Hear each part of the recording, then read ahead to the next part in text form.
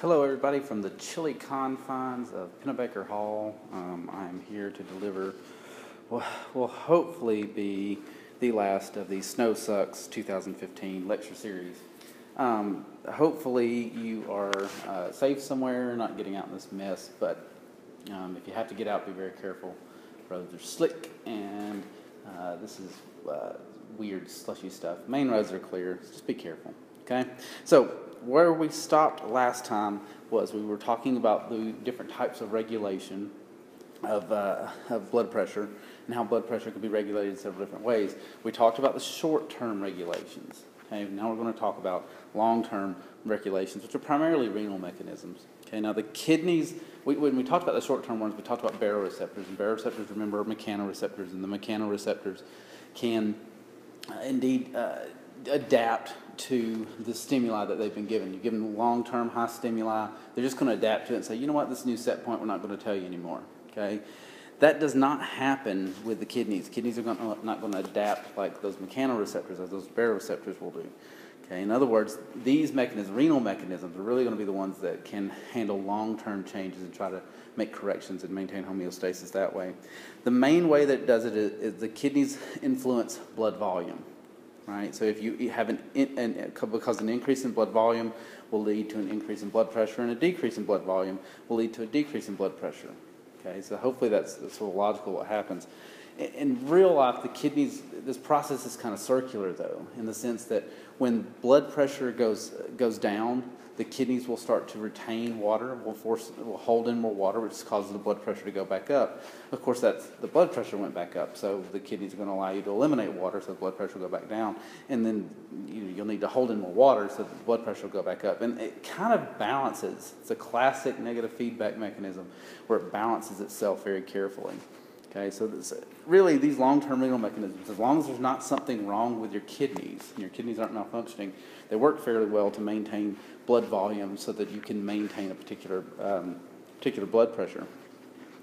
Now, the way that it does that, the way the kidneys do that, there's two mechanisms. They're either direct or they're going to be indirect, and they both wind up affecting the mean arterial pressure.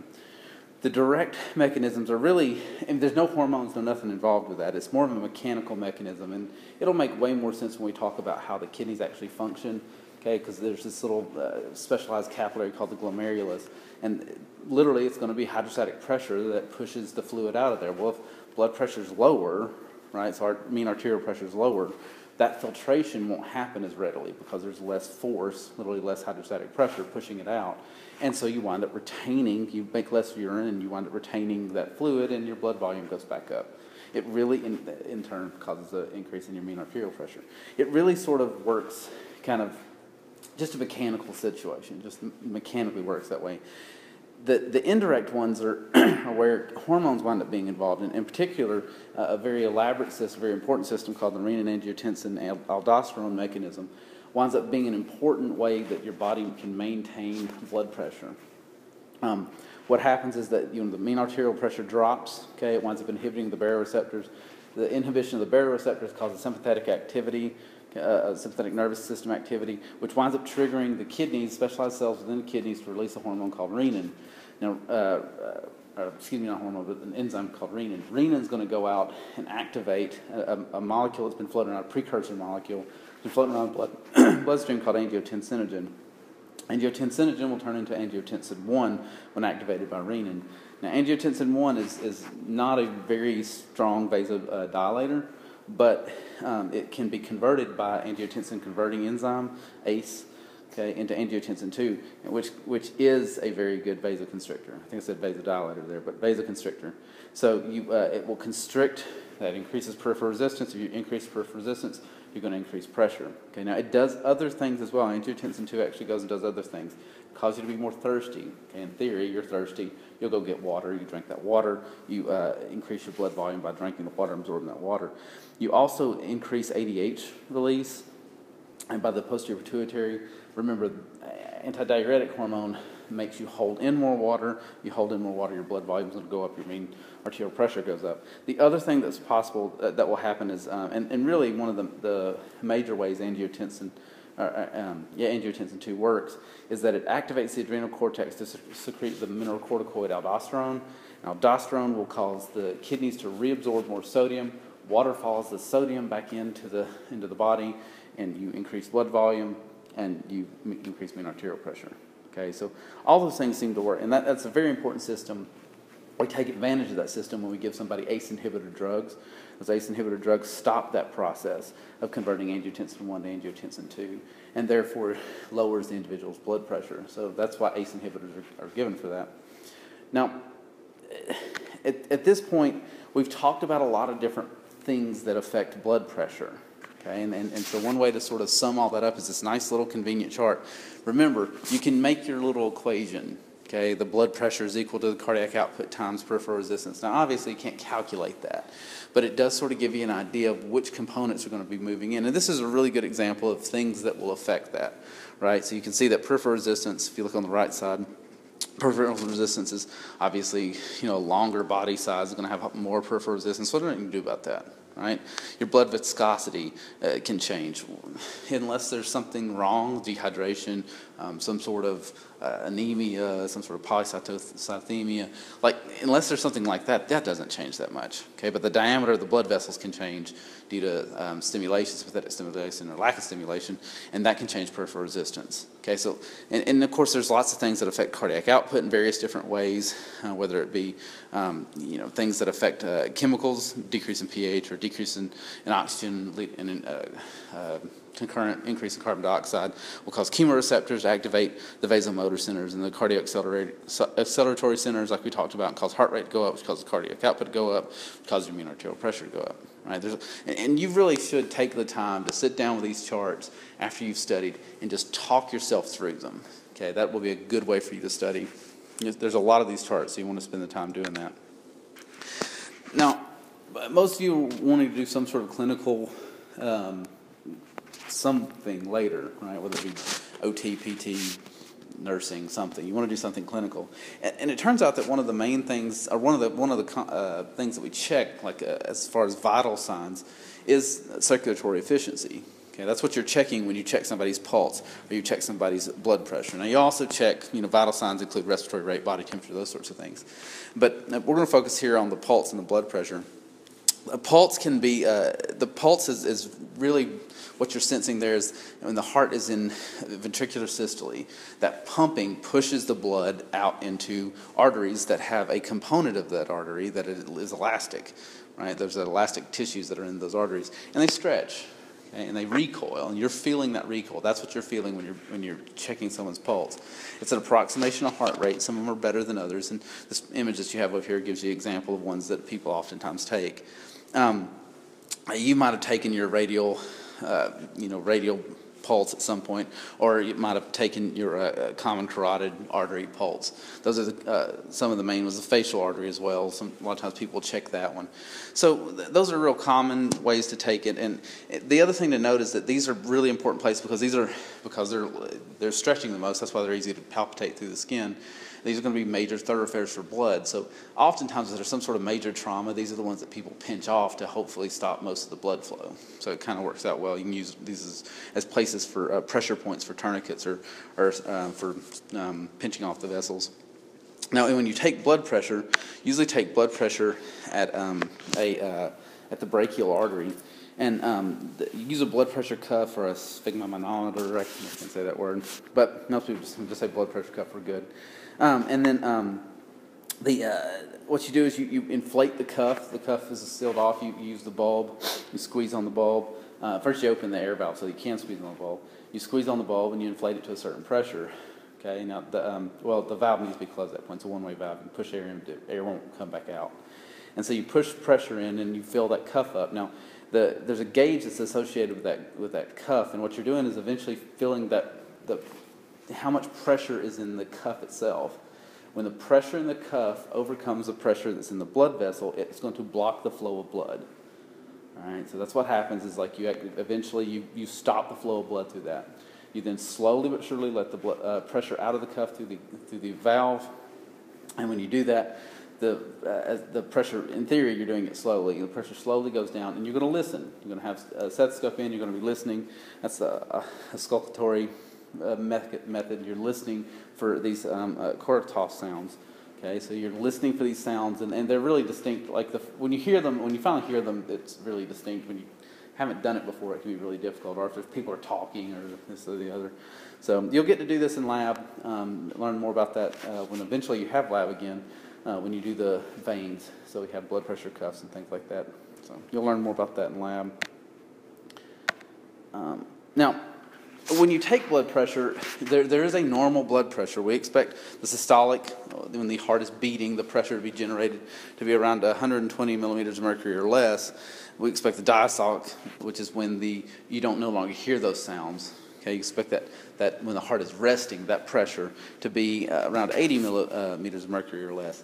Now, the or less from above, from where I said that, that's technically anything you're less than that. It would be being hypotensive. You're below the normal blood pressure. But usually being hypotensive is just regular, normal variation. Okay, honestly, it's a sign of a healthy cardiovascular system most of the time. And it's usually only ever an issue if there's some reason that you're not getting the tissues the right amount of blood. You don't have enough pressure to get all the tissues the correct types of nutrition, the total amount of blood. There's obviously bad things. Acute hypotension, just sudden drops of blood pressure, can be very dangerous. What happens with circulatory shock is one of the main signs that you're going into circulatory shock. There's also orthostatic hypertension, or hypertension, excuse me. That's really common in elderly people. They stand up too quick and then they kind of get lightheaded and faint, or dizzy and sometimes faint. Typically they've been in a sitting or laying down position, blood's pooled in their legs and in their arms, they haven't been moving very much, so the muscular pump hasn't been pushing the blood back to the heart. So when they stand up quickly, the brain doesn't get the correct blood pressure. And of course, like I've told you many times, when your body can't figure out what to do, a lot of times it just passes out. And so that's one of the things that happens here. So you can also have chronic hypotension, and really your blood pressure should be able to vary, should be able to go up whenever the tissues need that. In certain cases, when it doesn't, it could be a serious condition that needs to be checked out. So now, hypertension is the opposite of that, where you have elevated blood pressure, and it's usually not just elevated for a second, not like I'm going out for a run, my blood pressure went up. No, it's like it's chronically elevated. It stays above 140 over 90 millimeters of mercury.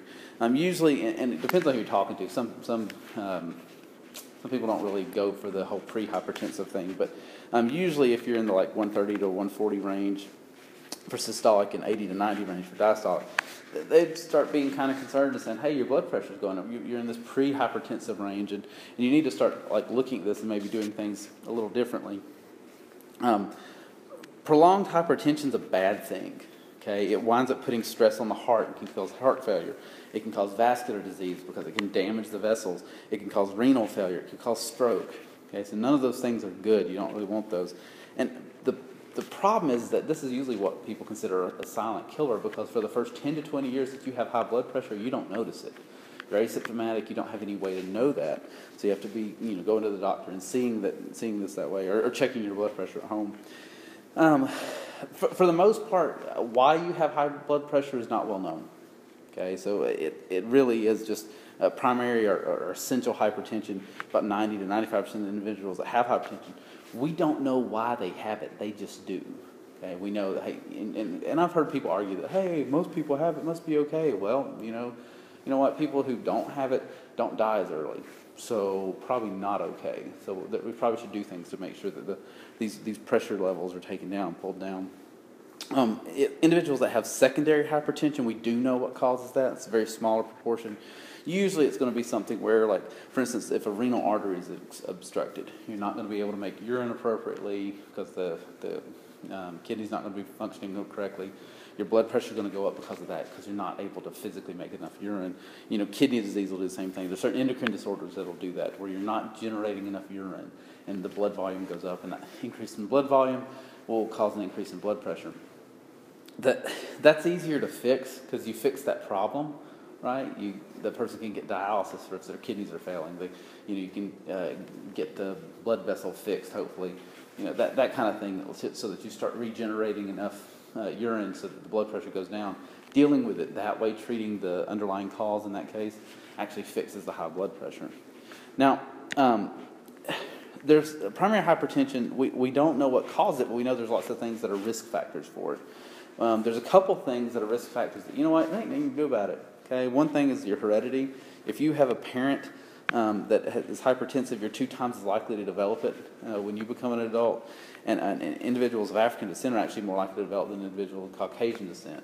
So there obviously is some sort of genetic predisposition to this. Of course, they're studying it, trying to figure out what that is. But I mean, likely if there's a genetic predisposition, there's nothing you can do about it. Okay, you just have to deal with the after effects. The other thing is that age matters. People who are over 40 are much more likely to be hypertensive, and honestly, blood pressure tends to rise as you age anyways. That's just the way it tends to work. The elasticity of the vessels go down, and so the blood pressure tends to go up. Like I said, there's really nothing you can do. Now, there are risk factors that you can do stuff about. One, if you have diabetes, you should control it. Okay? Having diabetes, uncontrolled diabetes, actually damages the blood vessels and causes all sorts of problems, hypertension, a lot of other things. Obesity is another major factor. It's really complex the way it interacts with it. So there's chemicals that are released, hormones that are released from adipocytes that seem to be playing a role, as well as just overall stress that you're adding to your cardiovascular system, having to feed all those tissues, the heart just having to work harder. Stress seems to be an issue for some, but not for all, which of course makes it not well understood. Smoking is bad. You should quit, please. There's lots of cessation things. It's bad for a million different reasons. One of the main things, nicotine, okay, the thing that you're addicted to, is it causes vasoconstriction both directly and through a cascade that initializes epinephrine and norepinephrine. And then there's other chemicals within the cigarette smoke itself that damage the tunica intima. Damage to the intima means you get more turbulent flow. More turbulent flow means higher blood pressure, right? The other thing that you can control is your diet, and it's particularly diets that are high in sodium. And then, there's a diet called the DASH diet. It's the dietary approach to stop hypertension.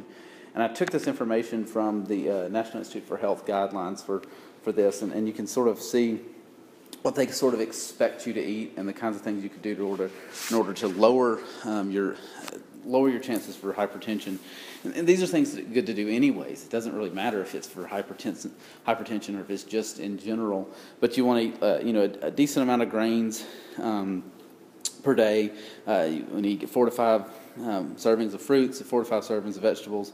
You want to make sure you try to eat low-fat or fat-free things. You got to be careful with the fat-free things, though. In general, there's a lot of guideline misinterpretation. Well, honestly, there's a lot of arguing right now about the guidelines. And some people say saturated fats are fine, eat as many as you want, your body can deal with it. Some people are like, oh, don't eat those, and only eat a small amount of unsaturated. I'm always in the line of everything in moderation kind of thing, but. The one thing everybody knows is bad, nobody disagrees, that trans fats are awful. Okay, these things are horrible things. You really should try to eliminate those from your diet as much as possible. So if you're going out and getting fat-free things that have a bunch of trans fat in it, it's worse than just eating the regular saturated fat. Okay, so you probably want to avoid that. But one of the main things that you try to limit with this is you want to limit sweets and you want to limit salt intake. Now, a lot of people, when you say salt intake, they think, oh, I should stop using the salt shaker. You know what? Like, if you have fresh vegetables that you grew yourself and you're cooking them and you want to put a little bit of salt on them and you're eating them, you go ahead and knock yourself out. If you open a can of something and pour it into warm it up and pour it onto your plate and then add salt to that, you probably already had a few thousand milligrams of the salt and you're just adding it. Okay, look at the cans. Next time you're eating something, go look at the cans. See how much sodium is actually in canned foods. Okay, one way you can deal with that, some foods you can actually rinse the fluid that they're stored in off. That'll actually take dissolve some of that sodium out, and make it a little bit better for you. If your blood pressure gets above normal and you get to the point where you really need to have medications, there are several different things that work. Obviously, the ACE inhibitors that we talked about before winds up blocking the formation of angiotensin II. Beta blockers will do the same sort of thing. They wind up reducing nerve impulses to the heart and blood vessels, so the heart beats less and less forceful, less often, and you wind up lowering blood pressure that way. Diuretics, of course, these are the things that cause you to urinate more.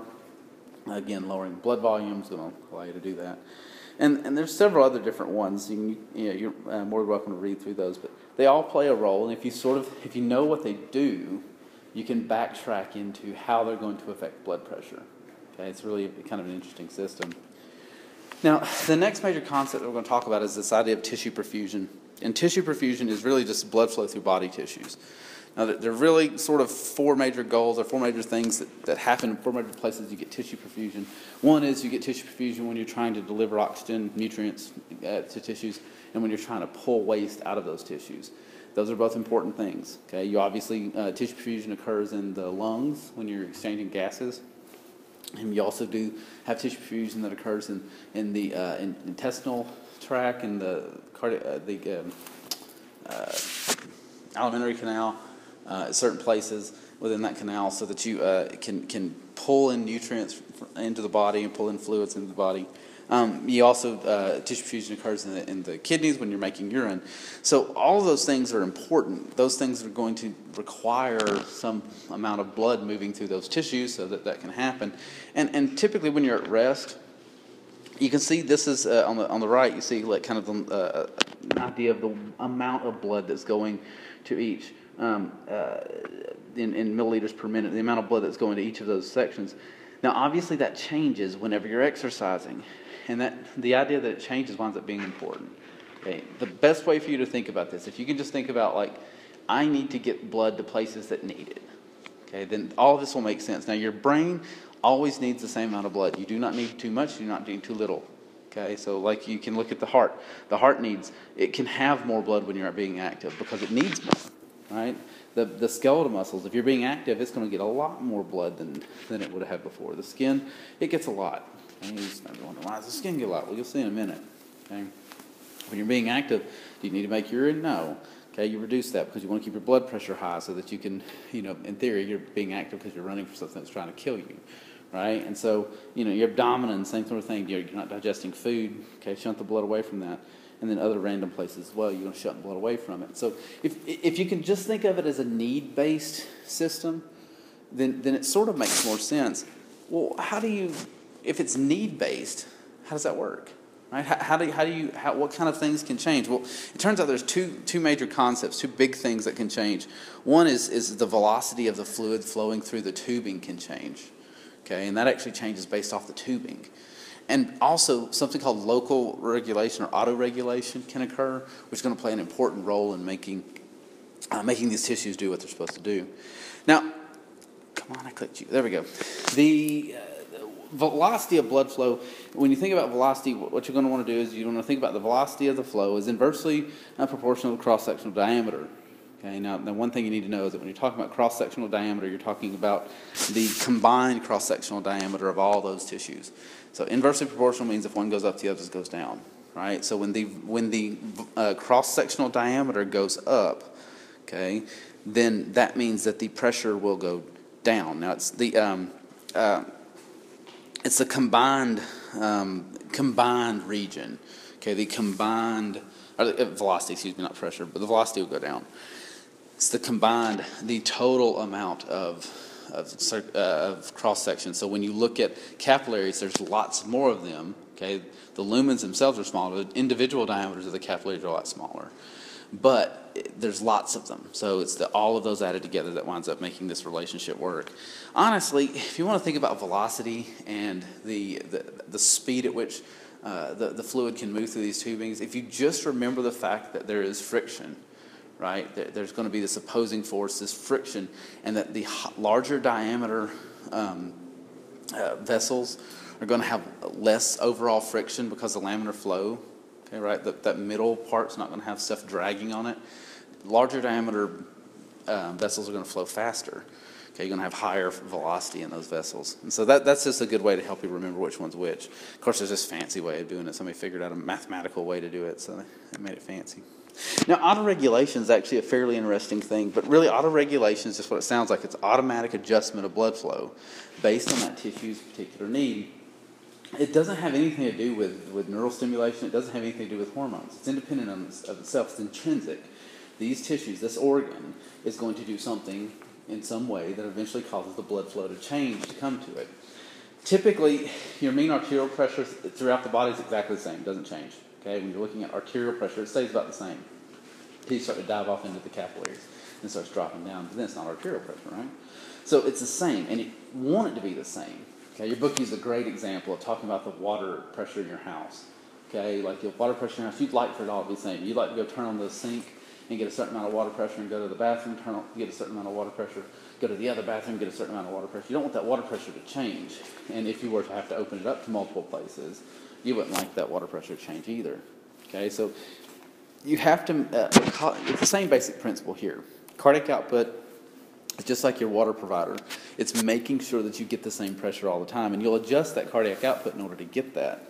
Right, and when the particular organ needs more, it can get more blood, it can get less blood by either contracting or relaxing the precapillary sphincters, which will shunt blood, allow blood to move through or shunt blood away. So there's two major mechanisms that you can have that will actually do this, and that's metabolic controls and myogenic controls.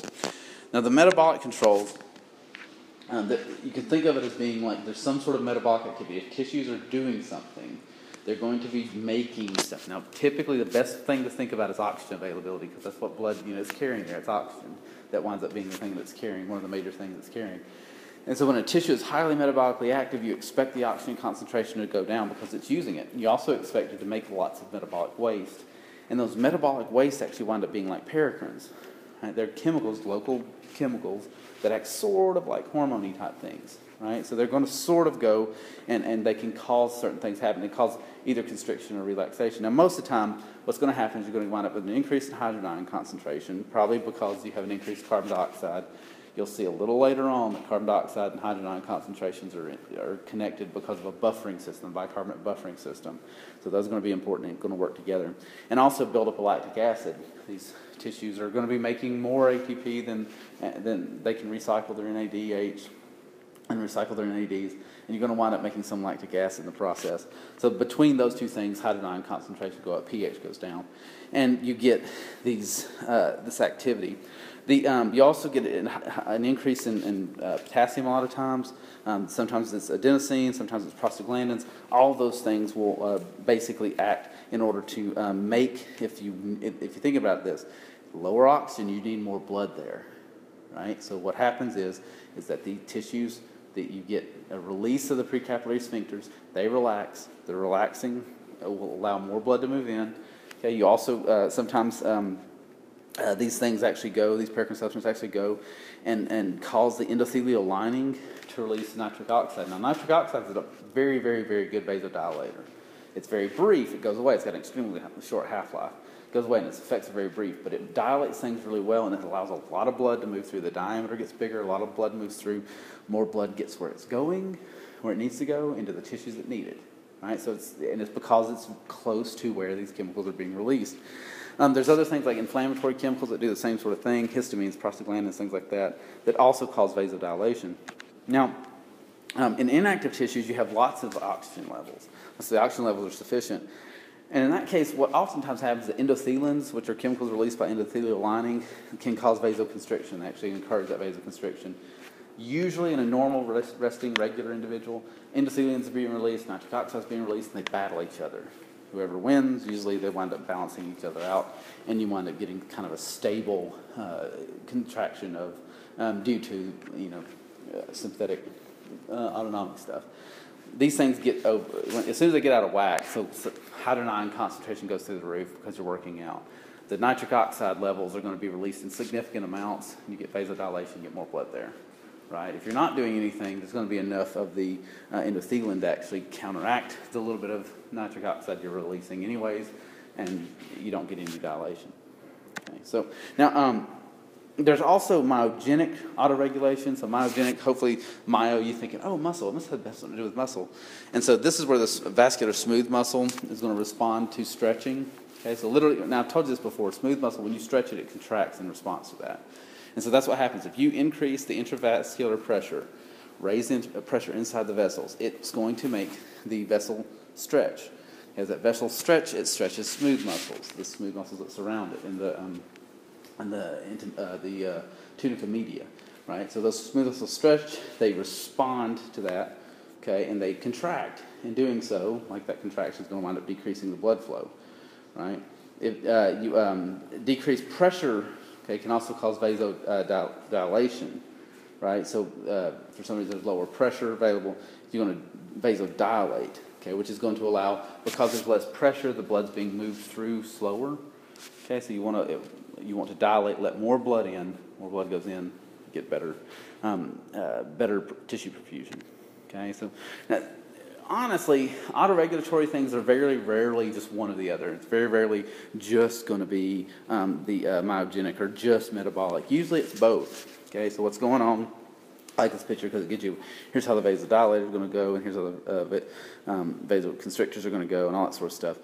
So, but what you sort of see is that there are intrinsic mechanisms of the autoregulation part, right? So metabolic or myogenic controls, the vasodilation, a decrease in oxygen, increase in carbon dioxide, decrease those things. All of those things are going to cause vasodilation. Okay, now sympathetic tone, at that point, sympathetic tone, the extrinsic mechanism to control this, it's usually that vasodilation, for it to happen, you have to downplay your sympathetic tone, okay? Turn that back down a little bit. And also hormones like atrial natriuretic peptide can play a role in this.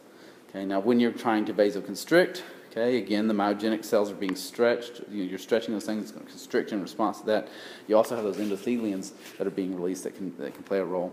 If you're going to vasoconstrict, the sympathetic nervous system can become more active. You get higher sympathetic tone, okay, more constriction. And then there's lots of hormones that do that. Angiotensin II, antidiuretic hormone, epinephrine, norepinephrine. All those things play an important role. So you can see that these tissues will respond on their own. Granted, there are extrinsic mechanisms that play a role, but sometimes just that can be an important part of the way these tissues get the stuff they need. Now, long term, if you're going to do long term autoregulation, if for some reason over weeks or months a tissue is devoid of oxygen in some way or needs more perfusion than normal, you have to get the more blood supply there on a regular basis. What usually happens in that case, you get angiogenesis, which is the making of blood vessels. And so you actually get more blood vessels. And actually, the blood vessels that are there get larger, right? So it's really common in the heart when you have some sort of occlusion. It's when they're opening somebody up to look at their heart and they see a lot of angiogenesis. It's a good sign the person's probably had heart attacks, or many heart attacks, they may not even known it. But it's one good way to tell that. It's also really common in people who live at higher altitudes. Okay, the lower partial pressure of oxygen in those higher altitudes means it's harder to get oxygen into the body. It's harder for that oxygen if you have less of it in the body, like less of partial pressure, it's harder to feed those tissues. So you have to put more, you have to get more blood vessels so you get better perfusion rates. Okay. Now, I do want to sort of go through a little bit here and talk about blood flow to specific organs. There's various organs, different organs, that I think is really important to sort of look at. One is skeletal muscles, and really at rest, a skeletal muscle, the blood supplies, perfusion rates are primarily determined by myogenic and like really general neural mechanisms. Those are the things that determine how much blood supply they're going to get. But when you start working them out, you've switched over to those metabolic mechanisms because your blood flow is going to increase. It's called hyperemia when it increases because the metabolic activity, particularly you get a drastic drop in oxygen. Okay, that drastic drop in oxygen is correlated with an increase in carbon dioxide and an increase in hydrogen ion concentration, a drop of pH. All those things are going to cause all those metabolic activities we talked about. It's going to shunt more blood into the skeletal muscles. The other thing is the sympathetic nervous system actually will, when you start to become active, your sympathetic nervous system will kick in. It's going to release a lot of norepinephrine. The norepinephrine binds to the beta-adrenergic receptors in the vascular smooth muscle, and particularly in the blood reservoirs, the veins, and it's going to cause vasoconstriction of those, which is going to increase venous return. The increase in venous return causes an increase in blood pressure. Okay, so and you actually consequently when usually when the sympathetic nervous system kicks in, you get a vasodilation of the arterioles that actually serve the skeletal muscles. That was once a big thing. Everybody would always say, "Oh, that's some part of the norepinephrine plays a role. It binds to something." It turns out that it does bind. It's not like it doesn't bind there, but it doesn't seem to play as big a role as the local chemical changes, the metabolic activity that in causing these contractions. or the relaxations, these dilations. Now, the brain also has to have a consistent blood supply. Cerebral blood supply has to be very, very, very consistent. Your neurons are very, very, very intolerant of ischemia. Like they die very quickly, like within 6-7 minutes, and so you don't want to have a deficit in blood going to the brain at any time. What's really neat about the blood flow to the brain is that it can be very particular. Your book gives a great example. When you squeeze your left hand, you make a fist with your left hand, the blood vessels that are associated with the part of the brain on the right side of the brain that cause that hand to squeeze will actually get more blood. Okay, so literally the neurons that need, just the particular neurons in the brain, not like a half the brain or whatever gets all of you, just particular neurons that are being active are going to be ones that actually wind up getting more blood supply. The other thing is that the brain's extremely sensitive, the blood vessels that are in the brain are extremely sensitive to changes in pH, and which is more like, if you really think about it, it's a change in carbon dioxide because of this bicarbonate buffering system. So these levels are very sensitive changes there, and it's going to wind up getting blood to the places, allowing blood to get to the places where you have these vessels. There's also myogenic controls. You get dilation of the cerebral arteries to increase blood flow. You get constriction of them to reduce blood flow to the brain. You eat neither one of those things. You don't want to have too much blood in the brain going to the brain because you'll damage the capillaries. They're very tender and you don't want to mess them up. You also, if you think about it, you don't want to not have enough blood, so constriction to get blood there quicker would be a good thing as well. So all those things can happen. Now, you pass out, syncope is when you pass out, and you typically you get less than 60. If your mean arterial pressure gets less than 60 millimeters of mercury, you're going to drop, you're going to pass out. And another thing that's really bad is if you get mean arterial pressure over 160 millimeters of mercury, then you typically increase capillary permeability too much, and you start to cause problems there, different wrong ions, this sort of thing. You're not being able to pull it up. You can cause all sorts of issues. So none of those things are technically good. You don't really want to. You would like to not have either of those problems. Okay. Now, the skin is another place where blood can flow to, or an autoregulation can play an important role. Autoregulation with the skin is actually really important in getting the skin the nutrients, picking up waste and getting rid of the waste, that sort of stuff. The nervous system is actually the one that's more important in determining where the blood is in order to regulate body temperature, and to allow the skin to act as a reserve for blood. It turns out the skin winds up being one of these common places where you would have a blood reserve. And so the nervous system plays a role in that. Honestly, the nervous system involvement is really kind of interesting in the way that it works, because we can cool our bodies off, or we can help our bodies stay warm by shunting blood either closer to the skin or further away. And the way we do that, we have these arteriovenous anastomoses, and they're particularly abundant in the fingertips, the palms, your toes, the soles of your feet, your ears, your nose, and your lips. And they wind up being really important in allowing blood to flow to these places that are to be pulled back. These are also the places that, if you think about, most of these places are places that when you get cold or get frostbite, they're one of the places you get it first, because you're able to shunt blood away from these places very readily. Really what it is, there's neural stimulation, there's reflexes associated with temperature receptors, as well as the higher nerve centers that play a role in this. And there's also autonomic, or autoregulation that occurs, metabolic autoregulation that occurs at the sphincters, the precapillary sphincters for these little anastomoses. But they can shunt blood, right? So hey, it's really hot, I've been working out. Well, your skin gets red. Your skin gets red because you're shunting blood to the surface, because blood's mostly made out of water. The plasma's mostly water. Water's a great carrier of heat. That heat can be irradiated from your skin surface out into the atmosphere, and the overall temperature of your body can go down. Okay, so it works out. The other thing is that when you're working out and you're getting all worked up and busy, you get sweaty, right? You get busy, you get sweaty. And so that causes the bradykinin to be released, and bradykinin is a chemical that actually will eventually cause the release of nitric oxide. Of course, nitric oxide's a vasodilator, makes that's one reason you get red when you sweat. Getting blood to the lungs is also important. Okay, now this is the pathway. The lung pathway is different, and for one, it's very short compared, because it's its own circuit, right? The pulmonary circuit is one way. This blood's actually coming from the right side of the heart to the left, like all the other examples. And so it's a little different. One, the pulmonary arteries are real short. They typically look more like veins. They have really thin walls and very large lumen, so they don't look like other arteries. They're also the one example, or one of a small set of examples, where the artery is carrying oxygen poor blood, right? So pulmonary arteries are carrying oxygen poor blood, whereas the pulmonary veins are carrying oxygen rich blood back to the heart to be pumped to the rest of the body. You have fetal veins that do the same sort of business. But the anyways, another thing is that because they're not being pumped all that far, and you would like for them to move, the tissue to move, or the fluid to move through at a certain rate, and it's so close and all that sort of stuff, the pressure generated is very different. Okay, instead of having your normal blood pressure is 120/80 in the systemic circuit, in your pulmonary circuit it's 24/10 millimeters mercury. That's a big difference. Also, autoregulation works completely backwards here. Okay, when you have a lower amount of oxygen, you get vasoconstriction, or vice versa. Now, what's going on here is that you want to allow the blood to go to places where it can pick up oxygen. That's what the lungs are for, right? So in regions where there's very low amounts of oxygen, think about when you breathe in, there's high amounts of oxygen in all the little alveoli of your lungs, all the little sacs that have these capillaries associated with them. But what if one was blocked off?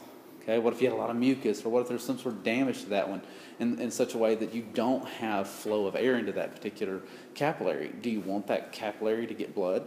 No. Okay, why let it go through there? It's not going to gain any oxygen. So in this case, the autoregulation actually leads to vasoconstriction, and higher levels of oxygen will allow vasodilation, which is opposite of everything else. Okay, it's very, very different than everywhere else. Okay, so you have to sort of be aware of it. And it should make sense why it would be different. Okay. The other thing is the last one, I think, is the heart. Okay, blood. The heart's really kind of interesting. The heart tissue, when you're at rest, when you're not doing anything, what you're doing right now, you're just sitting there, probably not listening anymore. But it uses about 65% of the oxygen supplied, which you think, oh, okay, well, that's not that bad. Well, all the other tissue in your body uses about 25% of the oxygen supplied, so it's using a lot more. Okay, so one way that it does that is it has special myoglobin that's going to pull in that oxygen. It pulls it in very readily, and it stores a lot of it.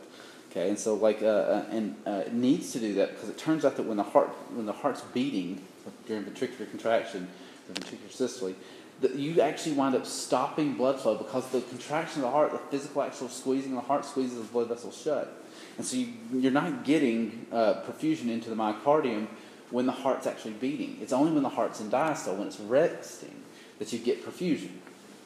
And so the nice thing about that is the vessel that feeds the heart, the main vessels that feed the heart, come right off the aorta. And when the heart's resting, obviously that's when the aortic pressure is the highest. So it really is going to force blood through this very quickly and rapidly. And typically, normal regular heart rate, the myoglobin molecules that are in the heart are going to store plenty of oxygen for you to get through your all of systole and have plenty of oxygen, and then oxygen's going to rush back in. The myoglobin can pick it back up. The next heartbeat, you do the same thing all over again. Now, if your heart rate gets too fast, though, okay, you're not going to be able to offload the tissue, offload the fluid. The perfusion won't occur fast enough to where that you can offload the oxygen to all the tissues, and you can wind up getting some ischemia, and you don't want that. So obviously, you want to be able to vasodilate to allow more blood to get in. And adenosine is the one that's is the chemical that acts kind of like a paracrine here, and is going to cause vasodilation. So when you're working out, you're going to let more blood get to the tissues more rapidly, so that you can pull, so that you can actually get some of this the oxygen into the tissues where it needs to be. Now, the last thing to talk about is flow of blood through capillaries. And honestly, when you're talking about we talked about blood flowing through arteries. With the high pressure from the heart, right? We've talked about blood flowing through the veins. It's kind of low pressure, right? There's still a pressure gradient. It's pushing back through. The capillaries, like I said, is where magic happens. And really, the flow going through there is very slow, and it's going to be kind of intermittent because you have this what's known as vasomotion, the opening and shutting of those precapillary sphincters, that causes like intermittent in and out flow. Okay, now the reason you want it to be slow, the reason you want to be able to let things go and come as it please, because what you're really trying to do is you're trying to exchange nutrients and gases in the capillaries. Now that happens by diffusion, and you thought we were done with all the chemistry stuff, but no, pulling the diffusion way back from chapter 3 or whatever in AP1. Okay, so like the diffusion, remember, is when things are going to move from areas of high concentration to areas of low concentration. And there's really 4 major ways that things can diffuse out. Okay, if they're really small or lipid soluble, they can move through the membrane. Literally, physically, actually go through the cell's membranes of the endothelial lining out into the tissue fluid. It also, if you're talking, some things are out in the tissue and want to move back into the blood. If it's a small lipid soluble thing, or if it's lipid soluble, it can do that. Okay, really small molecules that are water soluble actually go through the intercellular clefts. Okay, and can sneak out through those little clefts. The larger things tend to get through those fenestrations. Remember, some of the vessels have those little fenestrations. The capillaries have fenestrations that allow slightly larger things to go through. And then sometimes you have transcytosis. Okay, so endocytosis associated with exocytosis that occurs that will move things across. I like the image they give you here because they give you very specific ones. You have a receptor-mediated endocytosis occurring, so it literally can pull very specific things out of certain tissues, okay, and move it into the tissue fluid there.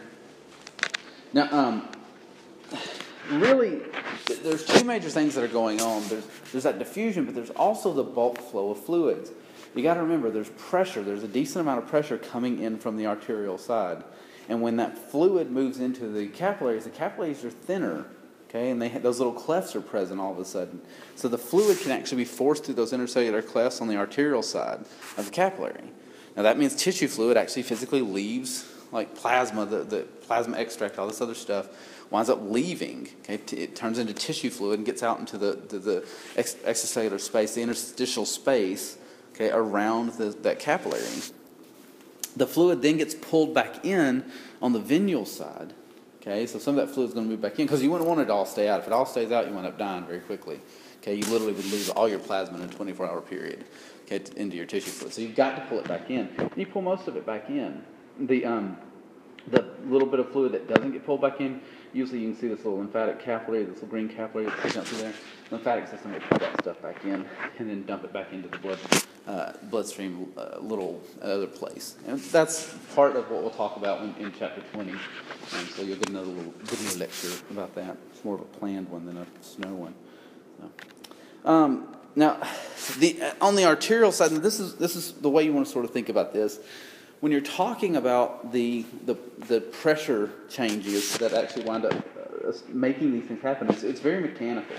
Okay, you got to remember, on the arterial side, you're going to have a hydrostatic pressure that's inside the capillary, the HPC. Right? That's the hydrostatic pressure within the capillary. It's going to be pushing the fluid out. It's equal to the pressure the fluid was at the time. Okay, so like in the fluid, so in that case, it's equal to about 35 millimeters of mercury. There's also an opposing pressure, an osmotic pressure, that's going to pull stuff back into the capillary. And it opposes at about 26 millimeters of mercury, pulling stuff back in. Now, osmotic pressure is that there are solutes that are inside the capillary that are not outside, and so it's going to pull fluids back in. And those two things oppose each other. Okay, and so what you can wind up getting is something you can calculate, something called net filtration pressure. Because it can be important in pulling stuff back in. Now, one thing to sort of look at here is there's other factors. It's not just those two things. It's not just the hydrostatic pressure from the inside of the capillary, and it's not just the osmotic pressure from the outside pushing fluid back in. But you also have a hydrostatic pressure of the interstitial fluid. That's what the HPIF is. Grand scheme of things, if your lymphatic system is working well, that's going to be 0, okay, or very close. It might be -1. Might be 1, okay, but it really usually winds up averaging out to 0 because you don't typically have fluid built up out there. Now, there are times when there's fluid built up in the extracellular space, and that affects how much of this bulk flow will occur. But for the most part, normal, healthy tissue, you don't have any. You also have this osmotic pressure for the pushing out into the interstitial fluid. It's usually around 1 millimeter of mercury. There's solutes and things that are in the extracellular space, and the interstitial fluid is pulling stuff out as well. Grand scheme of things, you do the math on it, you can see how to do the math there. It tells you that you have a net outward pressure, okay, about 10 millimeters of mercury, pushing that fluid outward. Right? Now, on the venual side, it's different. Right? So at the venual side, you've lost a lot of that hydrostatic pressure that's inside the capillary. The fluid is able to escape through the little intercellular clefts, and the hydrostatic pressure dropped to about 17 millimeters of mercury. The osmotic pressure pulling stuff back in, you have these large plasma proteins that just don't change. Like the concentration of them doesn't change that much. They're all, they're just kind of there. And so this osmotic pressure pulls stuff back in, pulls fluid back into the capillary. Okay, and usually the pressure is around 26 millimeters mercury. The other two stay exactly the same, and what you wind up with is a net inward pressure. Okay, pulling the fluid back in, and that's what causes the fluid to go back in. So these are the reasons why the first picture that we looked at, the first thing that we saw, where you saw, hey, it's net filtration out on the arterial side and net filtration in. This is why. It's this change in pressure, primarily the change in hydrostatic pressure, that winds up playing a major role. Okay. Now, there's a lot of different homeostatic imbalances that have to do with circulatory shock. Okay, the idea that and shock is any sort of condition where blood vessels are inadequately filled or blood's not circulating properly. Okay, so there's really a lot of different types. These are three major ones: the hypovolemic, vascular, and cardiogenic shock. Hypovolemic shock is when there's some sort of loss of blood volume due to something. Now, it could be due to some sort of acute hemorrhage. I stab you and you bleed your own blood. Right? It could be due to severe vomiting or diarrhea. That's what happened to Silas when he got sick. He wound up in the hospital. He had been vomiting so much, his blood pressure was getting very low. Okay? It was making him droopy, and his brain wasn't getting enough blood, and he started feeling bad, and he had to go get him some fluids. It also happens when people get burned extensively, especially third-degree burns. You lose a lot of fluid. That's one of the major dangers is fluid loss, and that infection when you get third-degree burns.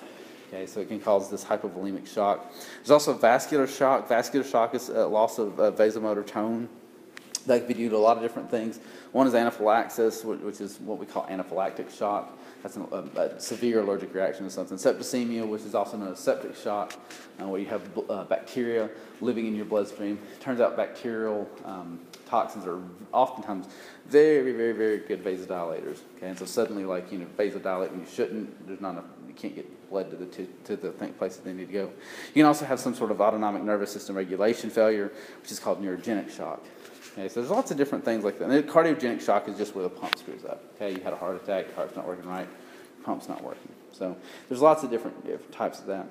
Your book does give you this one figure, and I'm not going to go through this. I really don't want to. I think it would be better for you to sit down and go through this of where this guy has been clearly stabbed, and there's lots of blood, appears to be gushing like a Walking Dead style out of the guy.